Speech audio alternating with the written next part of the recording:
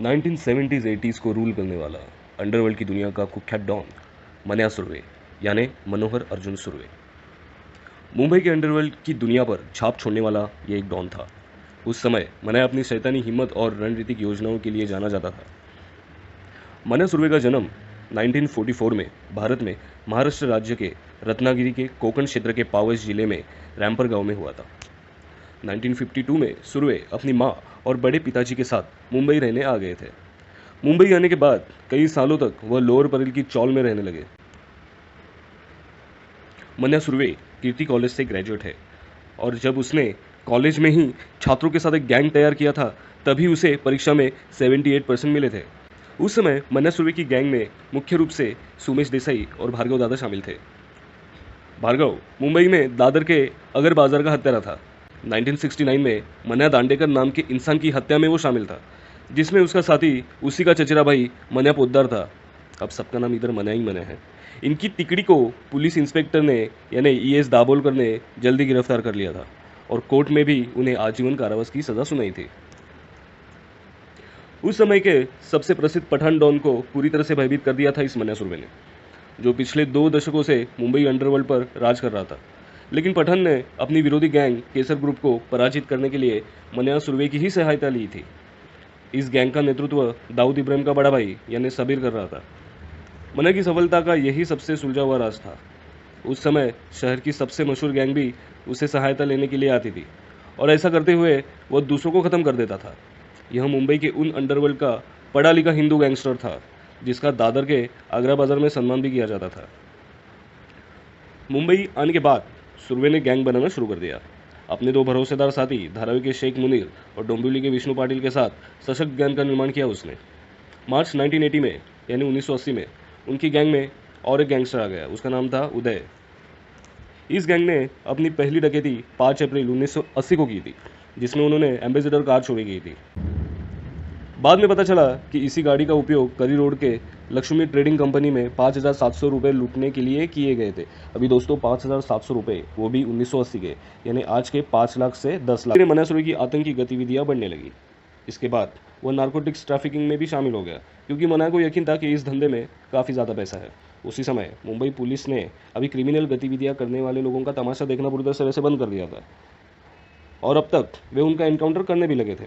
उस समय police force ने इकट्ठा होकर अंडरवर्ल्ड को एक संदेश भी भेज दिया कि अब वे उनकी गतिविधियों को और ज़्यादा सहन करने वाले नहीं हैं और इसी के चलते मन्या सुरवे के ऑपरेशन को शुरू किया गया। इंस्पेक्टर इसाक बागबान और राजा तांबट, इन दोनों ने सुरवे का केस अपने हाथ में लिया था और उन्होंने मन्या सुरवे के खिलाफ ऑपरेशन की शुरुआत की थी और उन्होंने मन्या सुरवे की गैंग के लोगों को पकड़ना शुरू कर दिया।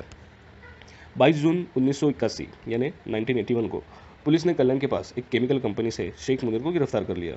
इसके कुछ ही दिनों बाद पुलिस ने गोरेगांव से एक लॉन्च से दयानंद और परशुराम काटकर को भी गिरफ्तार कर लिया। इसके बाद अपनी गिरफ्त से घबराकर मन्या 19 नवंबर 1981 को भिवंडी चला गया। एक सिस्टमेटिक ऑपरेशन के चलते सुरवे को आसानी से मार दिया गया। अपने साथी उदय की गिरफ्तारी के बाद मन्या सुरवे की गैंग में वह अकेला ही बच गया था एक्चुअली, जो जेल में नहीं गया था। उन्हें पुणे के एरोडा जेल में रखा गया था, जहां सुरवे ने वहां दूसरे गैंगस्टर सुहास भटकर उर्फ पोत्या भाई के साथ मिलकर इस क्षेत्र में काफ़ी तरक्की कर ली थी। इसके बाद सुरवे की आतंकी रणनीति से परेशान होकर जेल अधिकारियों ने उन्हें रत्नागिरी जेल से स्थानांतरित करके दूसरे जेल में रख दिया। सुरवे ने इस मौके का पूरा फायदा उठाया और 14 नवंबर 1979 को भागने में सफल हुआ और 9 सालों तक जेल में रहने के बाद आखिर भागकर मुंबई वापस आ गया। चलिए जानते हैं अभी मन्या सुरवे का एनकाउंटर कैसे हुआ। 11 जनवरी 1982 को मन्या वडाला के अंबेडकर कॉलेज जंक्शन से एक टैक्सी से बाहर आ रहा था। कहा जाता है कि दाऊद इब्राहिम ने ही मुंबई पुलिस को मन्या सुरवे को मारने की टिप दे रखी थी। कहा जाता है कि दाऊद ने ही मन्या सुरवे के लोकेशंस की जानकारी पुलिस को दी थी। 1:30 बजे 18 क्राइम ब्रांच ऑफिसर अपनी 3 टीम के साथ वहां मन्या के इंतजार में थे। तकरीबन 20 मिनट बाद जब सुरवे टैक्सी से अपनी गर्लफ्रेंड को पिकअप करने के लिए अपनी टैक्सी से उतरा, तभी पुलिस ने उसे देख लिया। मन्या ने जब पुलिस स्क्वाड को अपने पास पाया तो सुरवे ने अपनी रिवॉल्वर बाहर निकाली, लेकिन सुरवे के ट्रिगर दबाने के पहले ही पुलिस अधिकारी राजा तंबट और इसाक बागवान ने उन पर प्राणघातक हमला कर दिया। उन्होंने सुरवे की छाती पे और कंधे पर 5 गोलियां दाग दी थी। इसके बाद सुरवे को तुरंत एम्बुलेंस में डाल दिया गया। कहा जाता है कि सियोन अस्पताल जाते समय मन्या सुरवे बड़बड़ा रहा था कि पुलिस ने उन्हें खुद को साबित करने का एक भी मौका नहीं दिया। बाद में कुछ समय बाद उन्होंने अपनी चोटों के सामने घुटने टेक दिए। एक आश्चर्यकारक बात यह भी कही जाती है कि 15 मिनट के रास्ते को पूरा करने के लिए उस समय पुलिस की कार को 30 मिनट का समय लगा था। इसी एनकाउंटर के साथ मन्या सुरवे की दहशत मुंबई के अंडरवर्ल्ड से गायब हो गई। अपने 2 वर्षों के अंतराल में मन्या सुरवे ने दाऊद इब्राहिम को काफ़ी भयभीत करके रखा था, जो आज तक एक्चुअली कोई नहीं कर पाया था। कहा जाता है कि अंडरवर्ल्ड डॉन दाऊद इब्राहिम ने पुलिस को मन्या सुरवे को मारने की टिप दी थी। 1982 में यानी 1982 में महाराष्ट्र पुलिस द्वारा किए गए एनकाउंटर में मन्या सुरवे की मौत हो गई।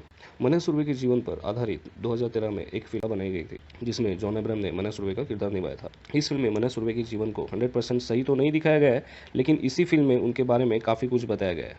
यह फिल्म बॉक्स ऑफिस पर हिट साबित हुई। शूटआउट एट वडाला की फिल्म में हालांकि मुख्य रूप से मन्या सुरवे पे केंद्रित है। इसके वजह से सोनू सूद और मनोज वाजपेयी के जो किरदार है, यानी अधिकृत रूप से नाम लिए बिना जो दिखाए गए दाऊद इब्राहिम और उसके भाई शब्बीर, तो हालांकि वैसा नहीं है। मन्या सुरवे ने शब्बीर कासकर को नहीं मारा था। हालांकि ये कहा जाता है कि दाऊद इब्राहिम मन्या सुरवे से काफ़ी भयभीत था। कुछ लोग तो इतना भी कहते हैं कि अगर मन्या सुरवे का एनकाउंटर नहीं होता तो शायद वो दाऊद इब्राहिम को मार देता।